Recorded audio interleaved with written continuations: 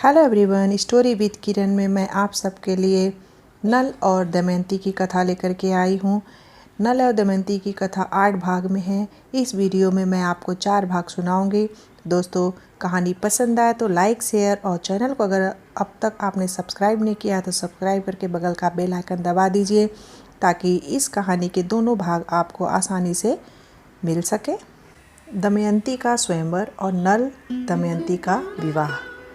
निषद देश में वीरसेन के पुत्र नल नाम के एक राजा हो चुके हैं। वे बड़े गुणवान, परम सुंदर, सत्यवादी, जितेंद्रिय, सबके प्रिय, वेदज्ञ एवं ब्राह्मण भक्त थे। उनकी सेना बहुत बड़ी थी। वह स्वयं अस्त्र विद्या में बहुत निपुण थे। वे वीर योद्धा, उदार और प्रबल पराक्रमी भी थे। उन्हें जुआ खेलने का भी कुछ शौक था।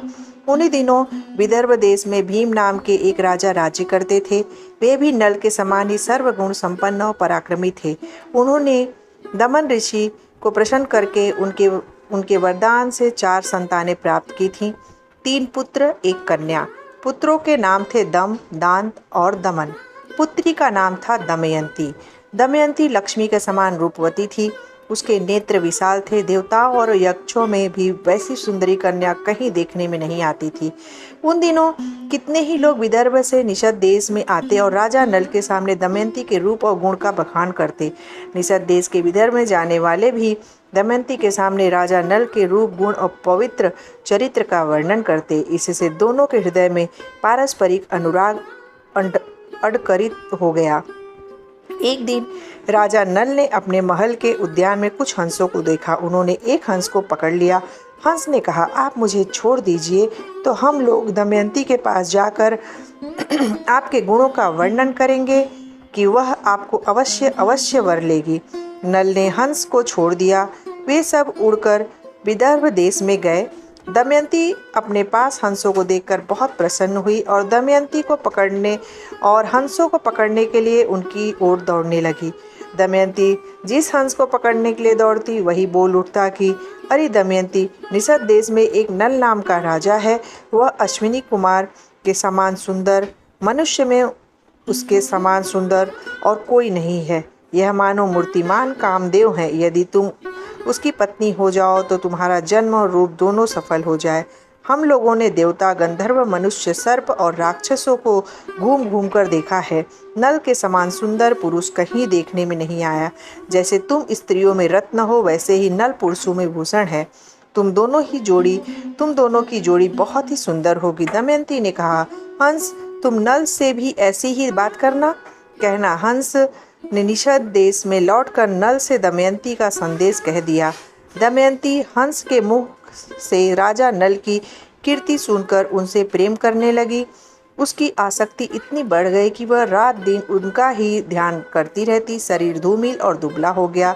वह दीन सी दिखने लगी। सखियों ने दमयंती के हृदय का भाव ताड़कर विदर्भराज से निवेदन किया कि आपकी पुत्री अस्वस्थ हो गई है। राजा भीम ने अपनी पुत्री के संबंध में बड़ा विचार किया। अंत में वह इस निर्णय पर पहुंचा कि मेरी पुत्री विवाह योग्य हो गई है, इसलिए इसका स्वयंवर कर देना चाहिए। उन्होंने सब राजाओं को स्वयंवर का निमंत्रण पत्र दिया और सूचित कर दिया कि राजाओं को दमयंती के स्वयंवर में पधारकर लाभ उठाना चाहिए और मेरा मनोरथ पूर्ण करना चाहिए। देश देश से नरपति हाथी, घोड़े और रथों की ध्वनि से पृथ्वी को मुखरित करते हुए सज धज कर विदर्भ देश में पहुंचने लगे। सबके स्वागत सत्कार की समुचित व्यवस्था की। देवर्षि नारद और पर्वत के द्वारा देवताओं को भी दमयंती के स्वयंवर का समाचार मिल गया। इंद्र आदि सभी लोकपाल भी अपनी मंडली और वाहनों से विदर्भ देश के लिए रवाना हुए। राजा नल का चित्त पहले से ही दमयंती पर आसक्त हो चुका था। उन्होंने भी दमयंती के स्वयंवर में सम्मिलित होने के लिए विदर्भ की यात्रा की। देवताओं ने स्वर्ग से उतरते समय देख लिया कि कामदेव के समान सुंदर नल दमयंती के स्वयंवर के लिए जा रहे हैं। नल की सूर्य के समान कांति, लोकोत्तर रूप, संपत्ति से देवता भी चकित हो गए। उन्होंने पहचान लिया कि ये नल है। उन्होंने अपने विमानों को आकाश में खड़ा कर दिया और नीचे उतरकर नल से कहा, राजेंद्र नल, आप बड़े सत्यव्रती हैं। आप हम लोगों की सहायता करने के लिए दूत बन जाइए। नल ने प्रतिज्ञा कर ली और कहा कि करूँगा। फिर पूछा कि आप लोग कौन हैं? मुझे दूत बनाकर कौन सा काम लेना चाहते हैं? इंद्र ने कहा, हम लोग देवता हैं।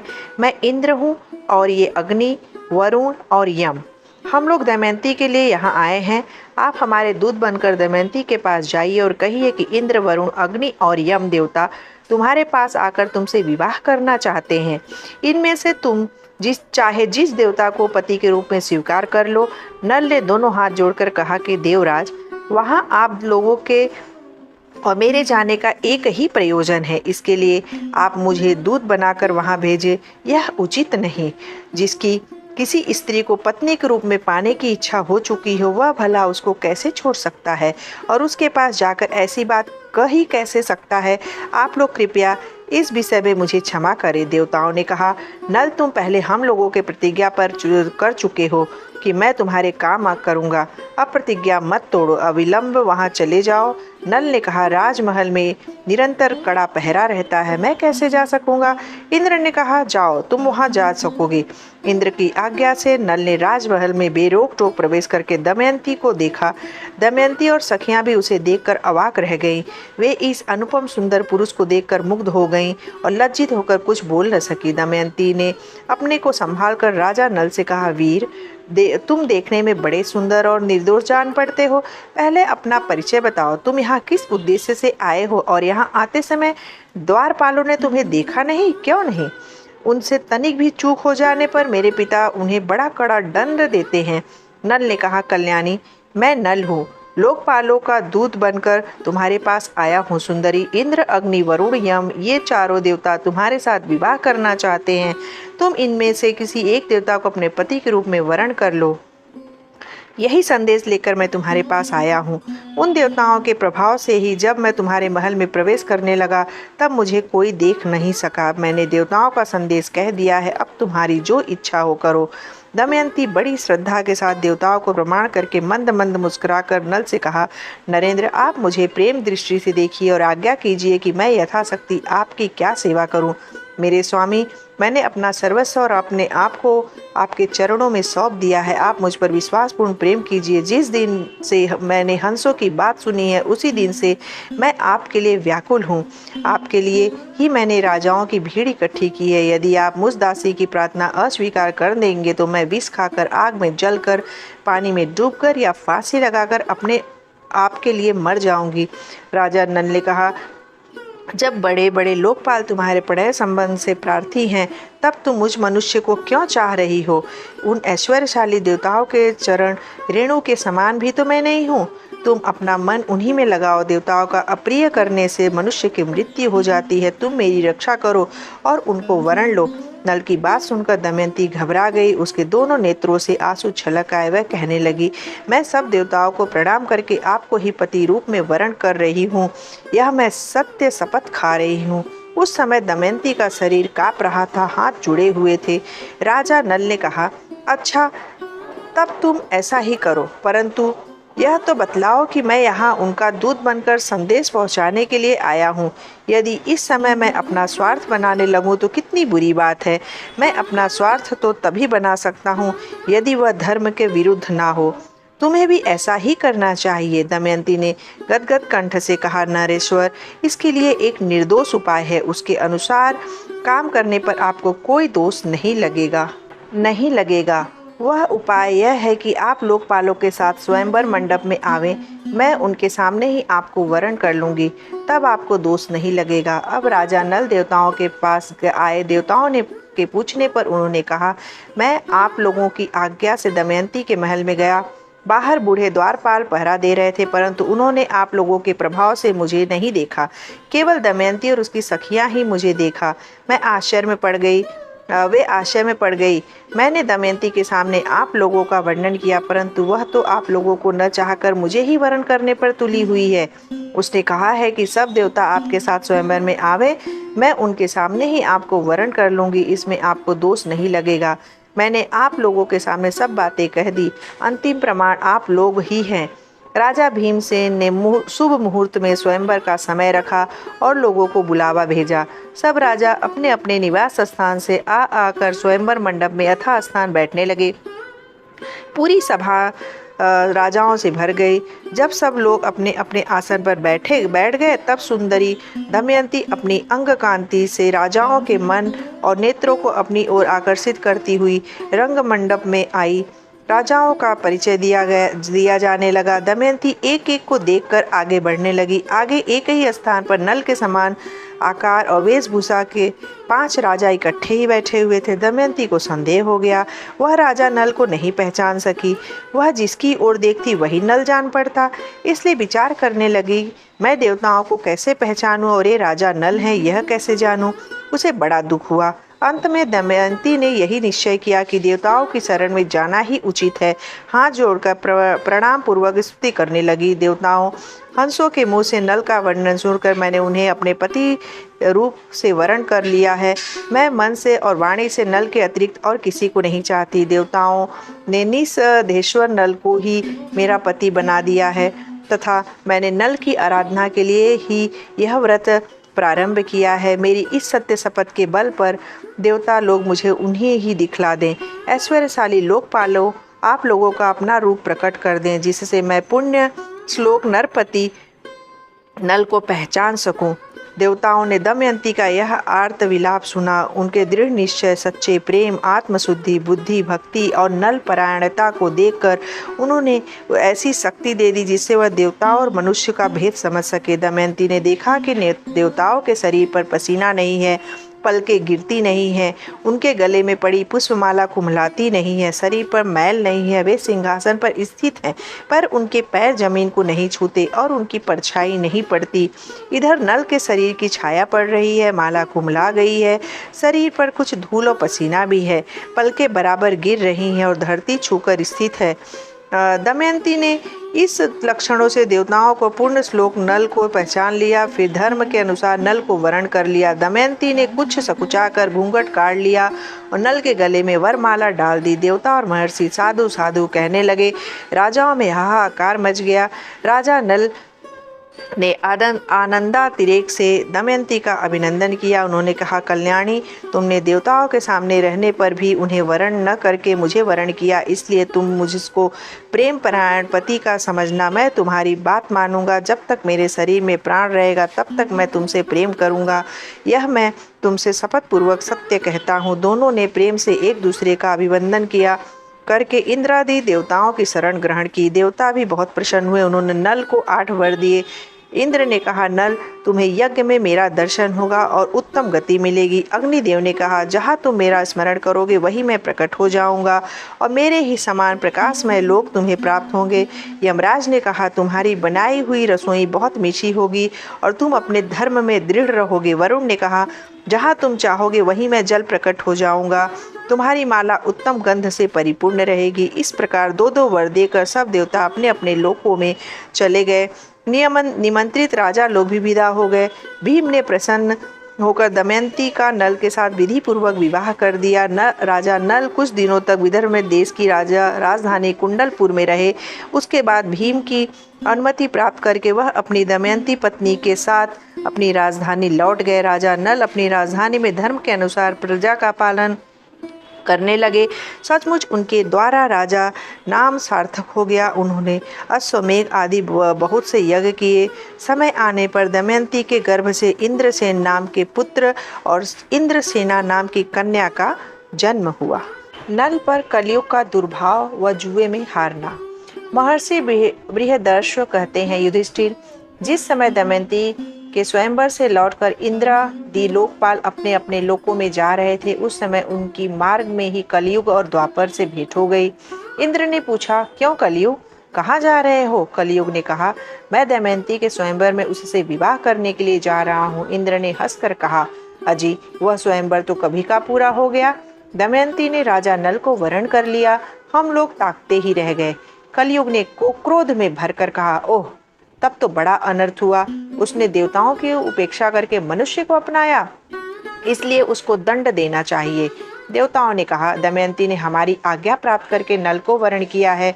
वास्तव में नल सर्वगुण संपन्न और उसके योग्य है। वे समस्त धर्मों के मर्मज्ञ और सदाचारी हैं।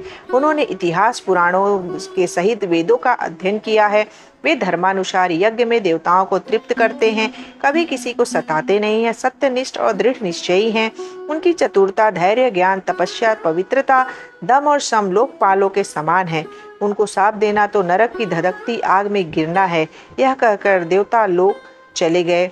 अब कलयुग ने द्वापर से कहा, भाई, मैं अपने क्रोध को शांत नहीं कर सकता, इसलिए मैं नल के शरीर में निवास करूंगा। मैं उसे राज्युत कर दूंगा, तब वह दमयंती के साथ नहीं रह सकेगा। इसलिए तुम भी जुए के पासों में प्रवेश करके मेरी सहायता करना। द्वापर ने उसकी बात स्वीकार कर ली। द्वापर और कलयुग दोनों ही नल की राजधानी में आ बसे। 12 वर्ष तक वे इस बात की प्रतीक्षा में रहे कि नल में कोई दोष दिख जाए। एक दिन राजा नल संध्या के समय लघु शंका से निवृत्त होकर पैर धुए बिना ही आचमन करके संध्या वंदन करने बैठ गए। यह अपवित्र अवस्था देखकर कलयुग उनके शरीर में प्रवेश कर गया। साथ ही दूसरा रूप धारण करके वह पुष्कर के पास गया और बोला, तुम नल के साथ जुआ खेलो और मेरी सहायता से जुए में राजा नल को जीतकर निषद देश का राज्य प्राप्त कर लो। पुष्कर उसकी बात स्वीकार करके नल के पास गया। द्वापर भी पासों का रूप धारण करके उनके साथ हो लिया। यह पुष्कर ने राजा नल से बार बार जुआ खेलने का आग्रह किया। तब राजा नल दमयंती के सामने अपने भाई की बार बार की ललकार को सह न सके। उन्होंने उसी समय पासे खेलने का निश्चय कर लिया। उस समय नल के शरीर में कलयुग घुसा हुआ था, इसलिए राजा नल दाव में सोना, चांदी, रथ, वाहन आदि जो कुछ लगाते वह हार जाते। प्रजा और मंत्रियों ने बड़ी व्याकुलता के साथ राजा नल के से मिलकर जुए को रोकना चाहा और आकर फाटक के सामने खड़े हो गए। उनका अभिप्राय जानकर द्वारपाल रानी दमयंती के पास गया और बोला, आप महाराज से निवेदन कर दीजिए, आप धर्म और अर्थ से तग्ध हैं। आपकी सारी प्रजा आपका दुख सह न होने के कारण कार्यवश दरवाजे पर आकर खड़ी है। दमयंती स्वयं दुख के मारे दुर्बल और अचेत हुई जा रही थी। उसने आंखों में आंसू भरकर गदगद कंठ से महाराज के सामने निवेदन किया, स्वामी, नगर की राजभक्त मंत्रिमंडल के लोग, प्रजा के लोग आपसे मिलने आए हैं और ड्योढ़ी पर खड़े हैं। आप उनसे मिल लीजिए। परंतु नल कलयुग का आवेश होने के कारण कुछ भी नहीं बोले। मंत्रिमंडल और प्रजा के लोग शोकग्रस्त होकर लौट गए। पुष्कर और नल में कई महीनों तक जुआ होता रहा तथा राजा नल बराबर हारते रहे। राजा नल जुए में जो पासे फेंकते वे बराबर ही उनके प्रतिकूल पड़ते। सारा धन हाथ से निकल गया। जब दमयंती को इस बात का पता चला, तब उसने बृहत सेना नाम की धाय के द्वारा राजा नल के सारथी वसुण्य के बुलाया और उससे कहा, सारथी, तुम राजा के प्रेम पात्र हो। अब यह बात तुमसे छिपी नहीं है कि महाराज बड़े संकट में पड़ गए हैं, इसलिए तुम घोड़ों को रथ में जोड़ लो और मेरे दोनों बच्चों को रथ में बैठाकर कुंडी नगर में ले जाओ। तुम रथ और घोड़ों को भी वहीं छोड़ देना। तुम्हारी इच्छा हो तो वहीं रहना, नहीं तो कहीं दूसरी जगह चले जाना। सारथी ने दमयंती के कथनानुसार मंत्रियों से सलाह करके बच्चों को कुंडीनपुर में पहुंचा दिया। रथ और घोड़े भी वहीं छोड़ दिए तथा स्वयं वहां से पैदल ही चलकर अयोध्या जा पहुंचा और वहीं राजा चतुर्पर्ण के पास सारथी का काम करने लगा। वर्ण्य सारथी के चले जाने के बाद पुष्कर के पासों के खेल में राजा नल का राज्य और धन ले लिया। उसने नल को संबोधन करके हंसते हुए कहा, और जुआ खेलोगे, परंतु तुम्हारे पास दाव पर लगाने के लिए कुछ भी तो नहीं है। यदि तुम दमयंती को दाव पर लगाने के लिए योग्य समझो तो फिर खेलो। नल का हृदय फटने लगा। वे पुष्कर से कुछ भी नहीं बोले। नल दमयंती का नगर निर्वासन। उन्होंने अपने शरीर से सब वस्त्राभूषण उतार दिए और केवल एक वस्त्र पहने नगर से बाहर निकले। दमयंती ने भी केवल एक साड़ी पहनकर अपने पति का अनुगमन किया। नल के मित्र और संबंधियों को बड़ा शोक हुआ। नल और दमयंती दोनों नगर के बाहर 3 रात तक रहे। पुष्कर के नगर में ढिढोरा पिटवा दिया गया कि जो मनुष्य नल के प्रति सहानुभूति प्रकट करेगा उसको फांसी की सजा दी जाएगी। भय के मारे नगर के लोग अपने राजा नल का सत्कार तक न कर सके। राजा नल 3 दिन रात तक अपने नगर के पास केवल पानी पीकर रहे। चौथे दिन उन्हें बड़ी भूख लगी। फिर दोनों फल मूल खाकर वहां से आगे बढ़े। एक दिन राजा ने देखा कि बहुत से पक्षी उनके पास ही बैठे हैं। उनके पंख सोने के समान दमक रहे हैं। नल ने सोचा कि इनके पंख से कुछ धन मिलेगा। ऐसा सोचकर उन्होंने पकड़ने के लिए नल के ऊपर अपना पहनने का वस्त्र डाल दिया। पक्षी उनका वस्त्र लेकर उड़ गया। अब नल नंगे होकर बड़ी दीनता के साथ मुंह नीचे किए खड़े हो गए। पक्षियों ने कहा, दुर्बुद्धे, तू नगर से एक वस्त्र पहनकर निकला था, उसे देखकर हमें बड़ा दुख हुआ था। ले, अब हम तेरे शरीर का वस्त्र लिए जा रहे हैं। हम पक्षी नहीं, जुए के पासे हैं। नल ने दमयंती से पासों की बात कह दी। इसके बाद नल ने कहा, प्रिय, तुम देख रही हो यहाँ बहुत से मार्ग हैं। एक अवंती की ओर जाता है, दूसरा ऋक्षपान पर्वत पर होकर दक्षिण देश को, सामने विंध्याचल पर्वत है। यह पयोष्णी नदी समुद्र में मिलती है। ये महर्षियों के आश्रम हैं। सामने का रास्ता विदर्भ देश को जाता है। यह कौशल देश का मार्ग है। इस प्रकार राजा नल दुख और शोक से भरकर बड़ी सावधानी के साथ दमयंती को भिन्न भिन्न मार्ग और आश्रम बतलाने लगे। दमयंती की आंखें आंसू से भर गई। वह गद स्वर से कहने लगी, स्वामी, आप क्या सोच रहे हैं? मेरे अंग शिथिल हो रहे हैं और मेरा हृदय उद्विग्न हो रहा है। आपका राज्य गया, धन गया, आपके शरीर पर वस्त्र नहीं रहा। आप थके माद तथा भूखे प्यासे हैं। क्या मैं आपको इस निर्जन वन में छोड़कर अकेली कहीं जा सकती हूँ? मैं आपके साथ रहकर आपके दुख दूर करूंगी। दुख के अवसरों पर पत्नी पुरुष के लिए औषध है। वह धैर्य देकर पति के दुख को कम करती है। यह बात वैद्य भी स्वीकार करते हैं। नल ने कहा, प्रिय, तुम्हारा कहना ठीक है, मगर मित्र हैं, पत्नी औषध है, परंतु मैं तो तुम्हारा त्याग करना नहीं चाहता। तुम ऐसा संदेह क्यों कर रही हो? दमयंती बोली, आप मुझे छोड़ना नहीं चाहते, परंतु विदर्भ देश का मार्ग क्यों बतला रहे हैं? मुझे निश्चय है कि आप मेरा त्याग नहीं कर सकते। फिर भी इस समय आपका मन उल्टा हो गया है, इसलिए ऐसी शंका करती हूँ। आपके मार्ग बताने से मेरा मन दुखता है। यदि आप मुझे मेरे पिता या किसी संबंधी के घर भेजना चाहते हो तो ठीक है, हम दोनों साथ साथ चलें। मेरे पिता आपका सत्कार करेंगे, आप वहीं सुख से रहिएगा। नल ने कहा, प्रिय, तुम्हारे पिता राजा है और मैं भी कभी राजा था। इस समय मैं संकट में पड़कर उनके पास नहीं जाऊंगा। राजा नल दमयंती को समझाने लगे। तदनंतर दोनों एक ही वस्त्र से शरीर ढककर वन में इधर उधर घूमते रहे। भूख प्यास से व्याकुल होकर दोनों एक धर्मशाला में आए और ठहर गए। बृहदर्षि कहते हैं, युधिष्ठिर, उस समय राजा नल के शरीर पर वस्त्र नहीं था, और तो क्या, धरती पर बिछाने के लिए एक चटाई भी नहीं थी। शरीर धूल से लथपथ हो रहा था। भूख प्यास की पीड़ा अलग ही थी। राजा नल जमीन पर ही सो गए। दमयंती के जीवन में भी कभी ऐसी परिस्थिति नहीं आई थी। वह सुकुमारी भी वहीं सो गई। दमयंती के सो जाने पर राजा नल की नींद टूटी। सच्ची बात तो यह थी कि वे दुख और शोक की अधिकता के कारण सुख की नींद सो भी नहीं सकते थे। आँख के खुलने पर उनके सामने राज्य के छिन जाने, सगे संबंधियों के छूटने और पक्षियों के वस्त्र लेकर उड़ जाने के दृश्य एक एक करके आने लगे। वे सोचने लगे, दमयंती मुझ पर बड़ा प्रेम करती है। प्रेम के कारण ही वह इतना दुख भी भोग रही है। यदि मैं इसे छोड़कर चला जाऊंगा तो यह अपने पिता के घर चली जाएगी। मेरे साथ तो इसे दुख ही दुख भोगना पड़ेगा। यदि मैं इसे छोड़कर चला जाऊं तो संभव है कि इसे सुख भी मिल जाए। अंत में राजा नल ने यही निश्चय किया कि दमयंती को छोड़कर चले जाने में ही भला है। दमयंती सच्ची पतिव्रता है, कोई भी इसके सतीत्व को भंग नहीं कर सकता। इस प्रकार त्यागने का निश्चय करके और सतीत्व की ओर से निश्चित होकर नल का दमयंती को त्यागना।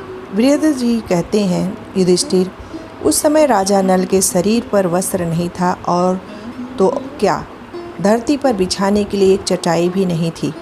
शरीर से धूल लथपथ हो रहा था। भूख प्यास की पीड़ा अलग ही थी। राजा नल जमीन पर ही सो गए। दमयंती के जीवन में भी कभी ऐसी परिस्थिति नहीं आई थी। वह सुकुमारी भी वहीं सो गई। दमयंती के सो जाने पर राजा नल की नींद टूटी। सच्ची बात तो यह थी कि वे दुख और शोक की अधिकता के कारण सुख की नींद सो भी नहीं सकते थे। आँख के खुलने पर उनके सामने राज्य के छीन जाने, सगे संबंधियों के छूटने और पक्षियों के वस्त्र लेकर उड़ जाने के दृश्य एक एक करके आने लगे।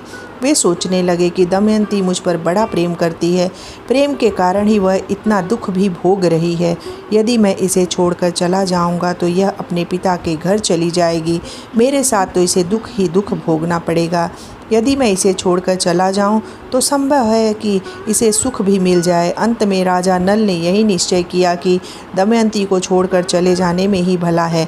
दमयंती सच्ची पतिव्रता है, कोई भी इसके सतीत्व को भंग नहीं कर सकता। इस प्रकार त्यागने का निश्चय करके वह सतीत्व की ओर से निश्चिंत होकर राजा नल ने यह विचार किया कि मैं नंगा हूँ और दमयंती के शरीर पर भी केवल एक ही वस्त्र है, फिर भी इसके वस्त्र से आधा फाड़ लेना ही श्रेयस्कर है।